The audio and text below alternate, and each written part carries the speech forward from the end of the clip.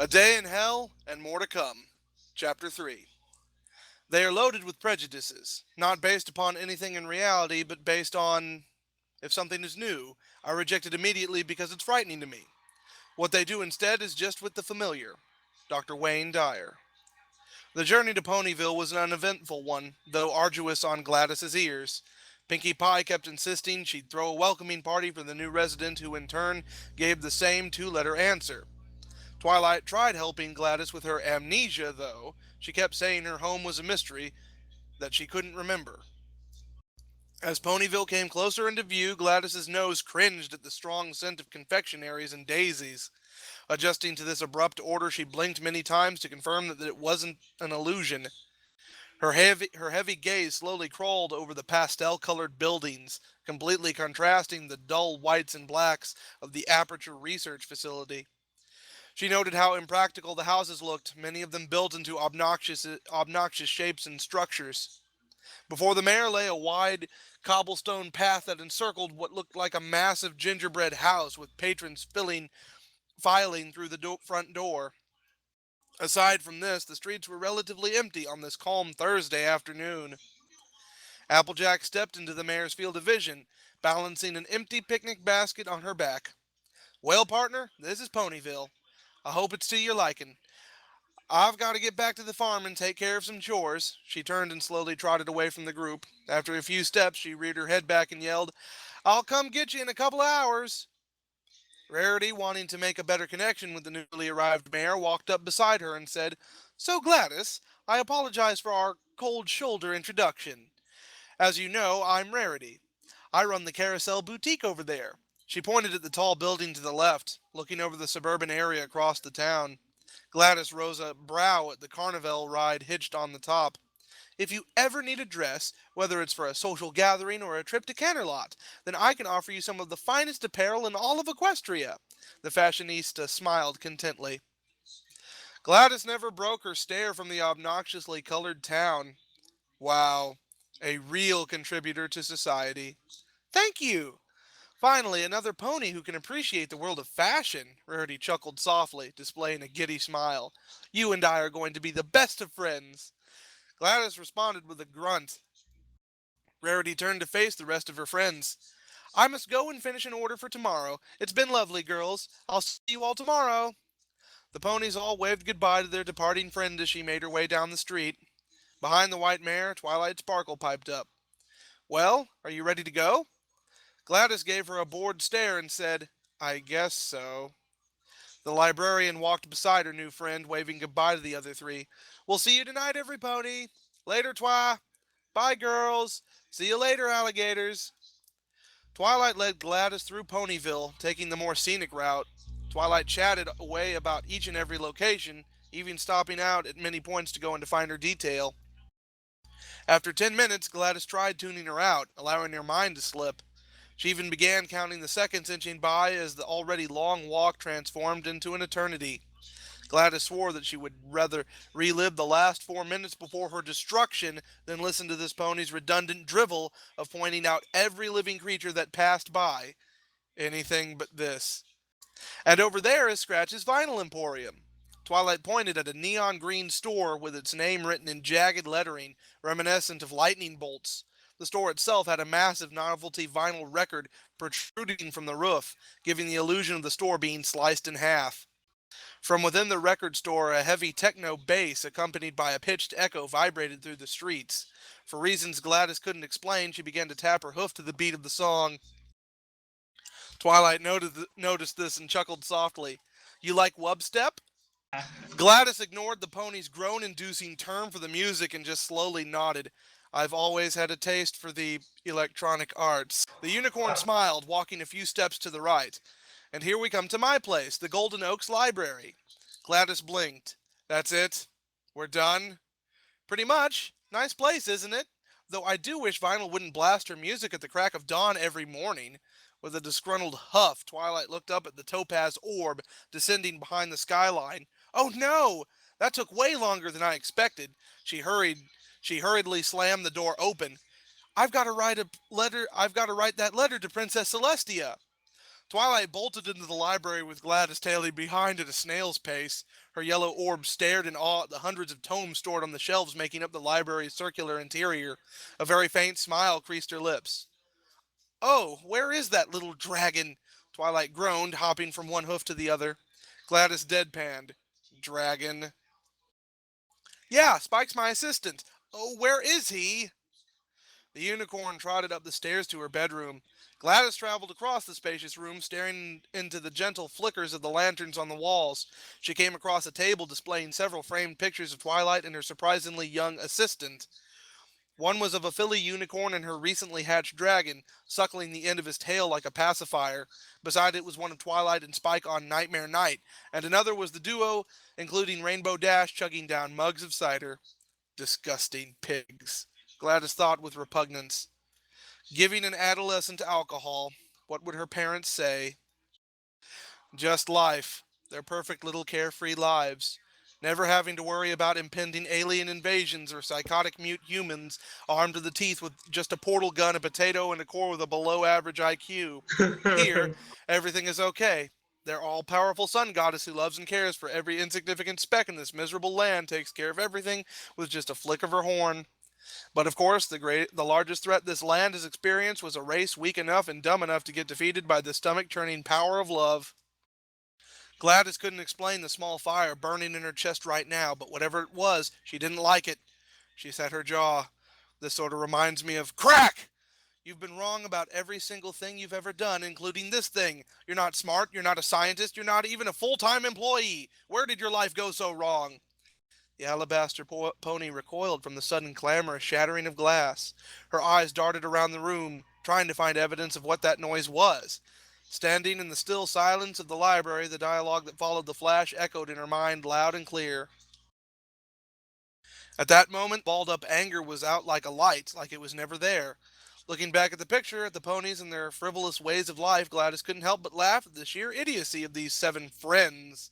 She snickered, placing a hoof over her mouth in an attempt to stifle her genuine, heartfelt laughter. Crack! Time out for a second. There it is again. The paranoid mare backed away from the table. What is it? I don't see a broken window. What if I'm going crazy? I won't dispute that, considering this whole place looks like a child's coloring book. What about, someday we'll remember this and laugh, and laugh, and laugh. Oh boy. GLaDOS stood in baffled silence, her old robotic laugh replaying in her mind like a broken record. Yeah, I'm going crazy. Oh well, it can't be as bad as getting killed over and over and over again, or going through another tour of the sugar-coated village. She rubbed her forehead, trying to force the painful memories out of her mind. Nostalgia sure can feel like a knife in your back. All right, GLaDOS, almost done. Twilight shouted from the second floor, galloping down the stairs. Spike's sending the letter now. Oh, I see you've met our little friend. She gestured to the table behind GLaDOS, who slowly turned and shrunk away from the tiny creature hopping around the table. A tiny bird with a plumage of red and gold looked up at the stranger with curious, beady eyes and gave a happy chirp. The mare, her eyes wide in fear, took a wide step back. Get away from me, she growled. Twilight galloped over to the table and picked her back and set her back beside it, allowing the baby phoenix to hop on her back. Oh, this is Pee-wee, Spike's pet phoenix. I apologize for the scare. You just don't meet too many ponies afraid of birds. They're quite harmless, I assure you. She nuzzled the creature's large beak, then turned to GLaDOS. The white mare stiffened her neck, prying her eyes away from the supposedly harmless creature. Yeah, say that when the thing is gouging out your eyeballs with its murderous talons and tearing your flesh with its gluttonous beak. Twilight cringed at the mental image, trying her best to accept the pony's irrational fear of birds. Why are you so afraid of birds? GLaDOS blinked. All right, boys. Intelligence dampening core dry run take 2. Within the booth of the central AI chamber, Professor Ratman pulled a switch hardwired into the console beside the infamous red phone. From the ceiling, hundreds of thick black cables twitched with life. A baritone whine slowly rose into a higher-pitched moan as the discs around the power generator rotated until they were but a blur. Below the cylindrical component was the massive platform of the central AI, slowly beginning to gently swing within the confines of the spiral staircase encircling the head. Its single yellow optic focused on the polished tile floor. One by one, several eyes of varying colors flickered to life, ranging from purple to yellow to green to a defining blue plugged into the monitor's head. After waiting several seconds for a response, Ratman scowled, pressing down on a small yellow button. "Disk operating system, respond!" He barked into the microphone. All he got was white noise. He leaned forward, squinting as he saw the core of the light blue optic twitching and fidgeting in uncontrollable spasms, as well as muffled screams of horror. Without even regarding his own safety, Ratman walked out of the booth and leaned over the railing of the walkway. The intelligence dampening core let out a series of near authentic screams, as if it was in actual pain. "Gah! It's in my eye! I'm blind! I'm blind!" The professor adjusted his glasses to find a raven digging through the core's entire chassis in an attempt to obtain food from the bounty of worm-like wires, causing the small cone of light beaming from GLaDOS's optic began to flicker on and off. Ratman swore under his breath, walking into his booth and flipping the power switch back up. The gargantuan machinery whined down, the disc slowed to a halt, and the machine's rocking ceased. He picked up the red phone, giving him a direct line to the observation complex. Almost immediately, a scientist picked up the phone, Dr. Lin. "Doug, what's going on? Why'd you shut it down?" Doug sighed, pinching the bridge of his nose. "Just send some repairmen down here. I think another bird got into the platform." "Again? Where do these things keep coming from?" "Beats me. Alls I know is this is going to be another $300 down the drain to replace the broken parts. Again." "Okay, Doug, I'll send someone down." And with that, Lynn hung up. Doug kept the phone in hand, slumped into his chair, and scratched the stubble of black hair growing from his chin. "Stupid project. Waste of our damn time." "I don't remember. I just am," GLaDOS finished, shuddering at the grim memory of the bird tearing at the sensitive wires connecting her and Wheatley, the torturous feeling of salt in a wound. She locked eyes with Twilight, who in turn let out a drawn, "Okay?" slightly disturbed by the pony's odd behavior and apparent hatred towards birds. Pee-wee flapped his underdeveloped wings and was able to make a small jump onto the table.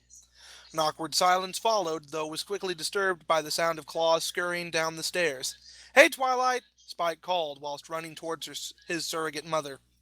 "I cleaned the library, organized the shelves while you were gone, and I sent the letter.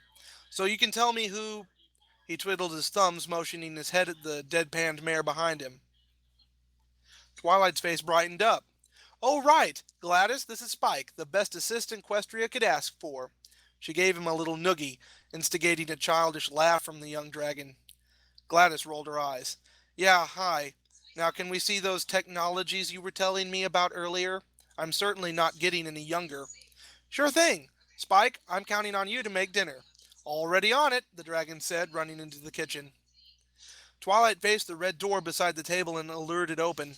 She stepped beside it, allowing GLaDOS to step in first. The pair traveled down into the basement of the library, descending the staircase carved into the wood. GLaDOS looked to her right at engraved sections of the wall where several books sat on each ledge. Lanterns that were pre-lit were welded into the ancient bark of this massive tree. GLaDOS couldn't help but stare at the massive roots channeling through the ceiling into the walls. That is, until she saw the advanced technology Twilight was advertising. Like a filly on heart's-warming eve, Twilight giddily dashed into her lab, past an utterly befuddled mare. "What in Eisenberg's name is this?" Pipes that ran from a console connected to the ceiling seemed to serve no purpose whatsoever. Vats filled with different colored mixtures, pressure gauges attached to consoles with pointless buttons, and... "Is that a seismograph?" She pointed a trembling hoof at an odd piece of hardware Twilight activated for demonstration. Rolls of paper spilled from the slot into a bucket. "And didn't they retire that in the 80s? The unicorn turned the machine off and shook her head. "No, it's just a little device used to read the magic levels of a pony. You just put this on the subject." She held up a metal helmet bedazzled with dozens of bulbs and lights. "And this does the rest." She patted the top of the graphing machine. And don't you mean it was retired in the 80s? Gladys's eyelid twitched. That's it.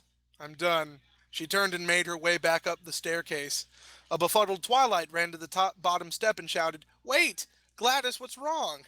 "There's nothing to talk about. We're done here," she replied, her voice eerily calm. When Gladys made it to the top of the stairs, the basement door swung open and Spike entered. "Twilight, Applejack's here," he called down, then faced the white pony brushing past him. "Oh, hey, Gladys. Get your generousness out of my way." She pushed past the chubby dragon. Spike rose a brow and scratched his forehead, puzzled by the mayor's odd statement. "You think I'm... what?"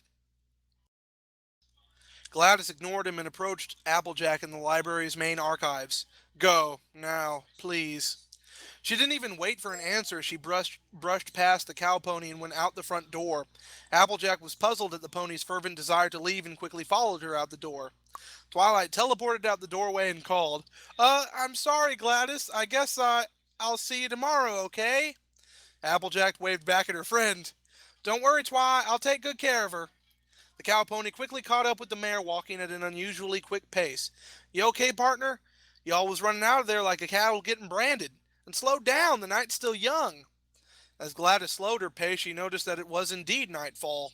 Darkness cast over Equestria, with thousands of stars blanketed across the blackened sky, accompanied by the full moon casting its comforting white glow, though it didn't provide a sufficient source of light. Fortunately for Applejack, she knew this town like the bottom of her hoof.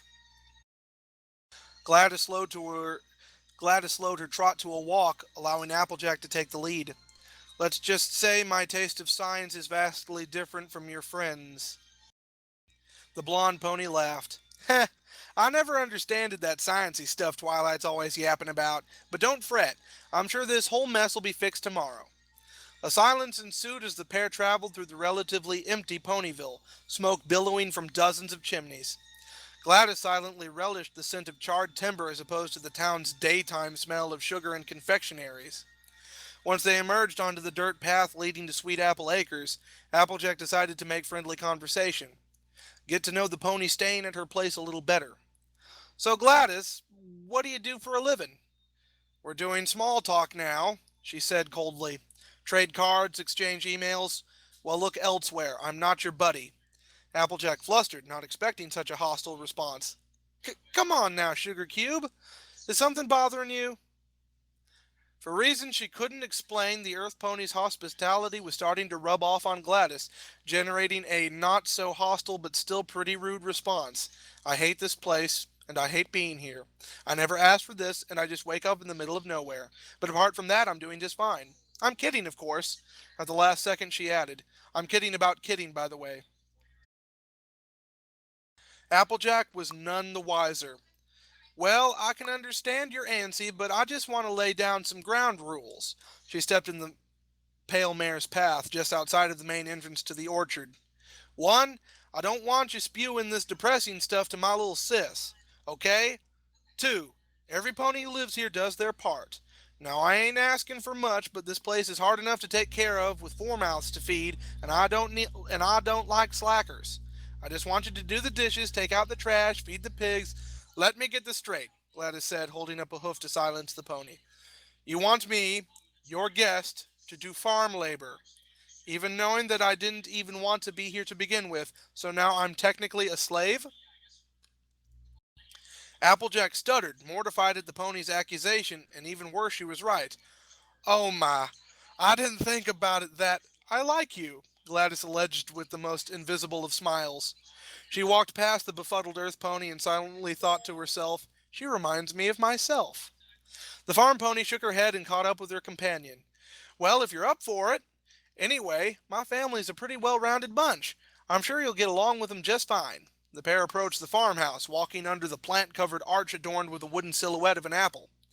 The home itself had several lights on, indicated by the glow emitting from each window. Gladys wasn't at all interested in how big the orchard was. She was more intrigued by the apple family's infatuation with apples. "Seriously, I've counted at least 7 apples on the house alone. This is, in all honesty, very unsettling." As they strode ever closer to the house, a small pony with soft yellow fur and big amber eyes sprinted out of the door, her large pink bow bouncing with each quickened step. The duo stopped halfway and met the filly. "Hey there, Apple Bloom," her older sister chortled, rubbing a hoof into her sibling's once well groomed mane. "Is Big Mac and Granny still up?"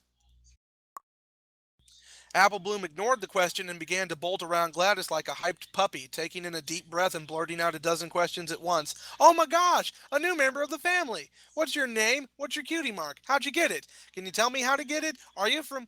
Applejack stuffed her hoof into her sister's mouth, effectively silencing her. GLaDOS felt a sharp pain shoot through her skull. "Ugh, a headache. The first of many." "Come on, Apple Bloom," the older mare scolded.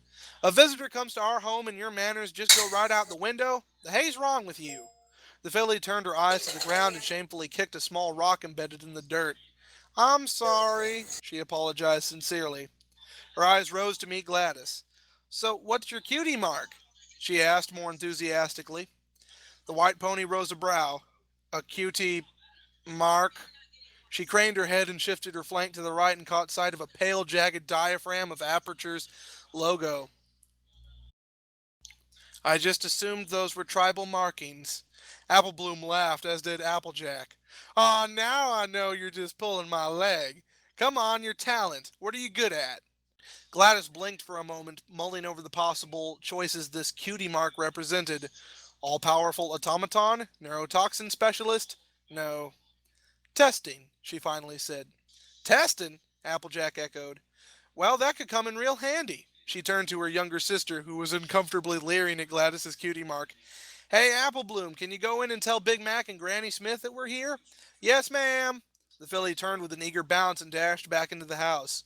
The other ponies casually trekked along the dirt path towards the Apple family's home. GLaDOS cringed, seeing the humble establishment as homely and rustic. Applejack passed the time with more incessant questions.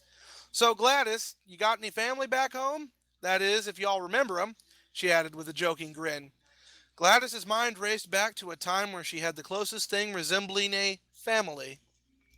"Kill 'em all! Kill 'em all! I want to see the light fade from their eyes!" 1 cup of flour, 3 eggs, rat poison, 3 quarters of bleach. "Ooh, ooh, there's that lady from the test. I wonder what she's doing here. What are those things on her legs? What's she holding?" "Here's an idea. How about we not fill the place with neurotoxin and instead we send these humans to the incinerator? Eh? Eh? Come on, you know it's a good idea. Sure, we won't be able to threaten them to test, but we save some neurotoxin and we still get to take pleasure in seeing the filthy humans suffer. At least let me have that. Fair is fair, right? Come on, I'm getting decommissioned to rail management next week."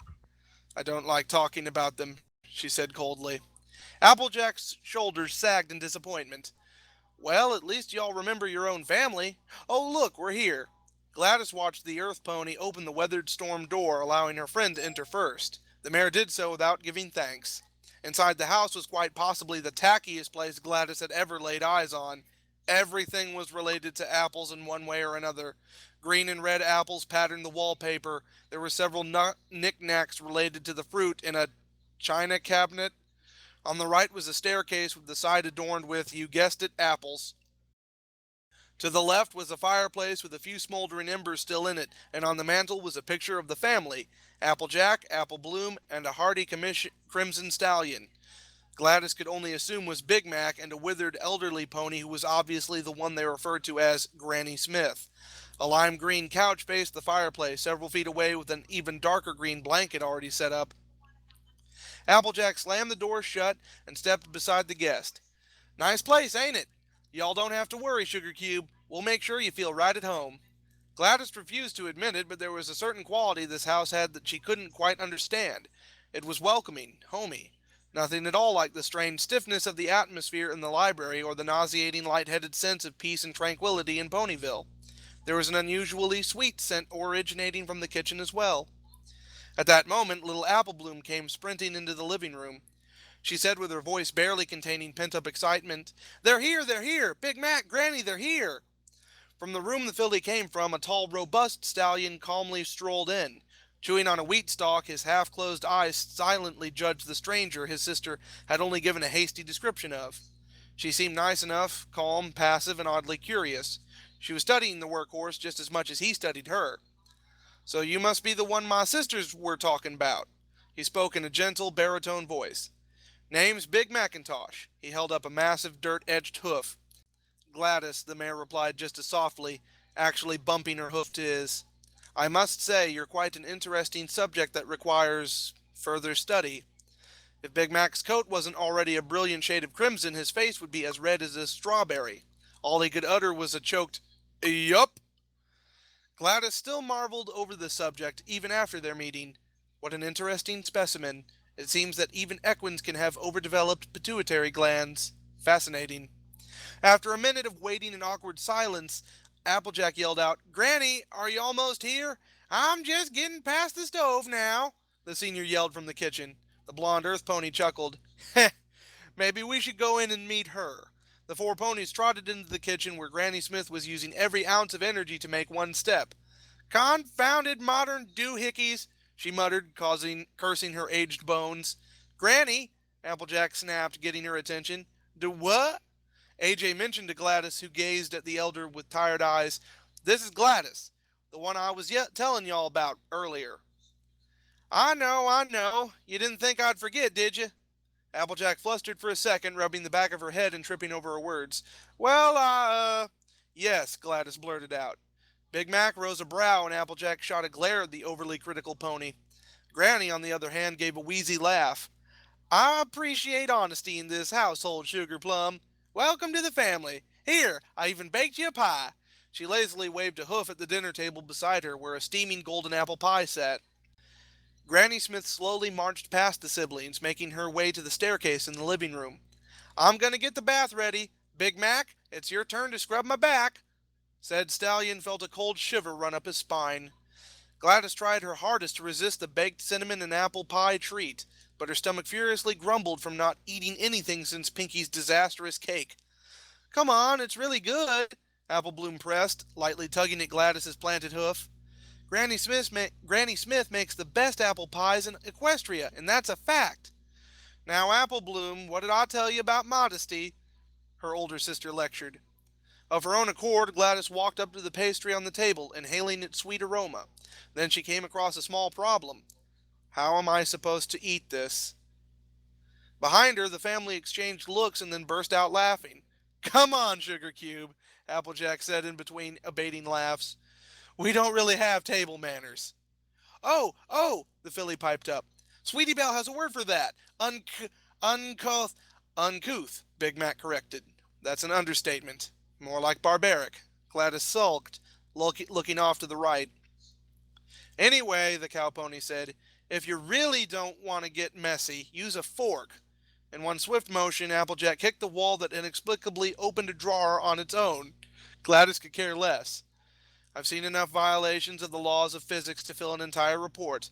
She trotted towards the now open drawer and looked inside. Sure enough, there were forks, spoons, and knives ranging from different sizes and shapes. A new problem was encountered. "How am I supposed to hold this?"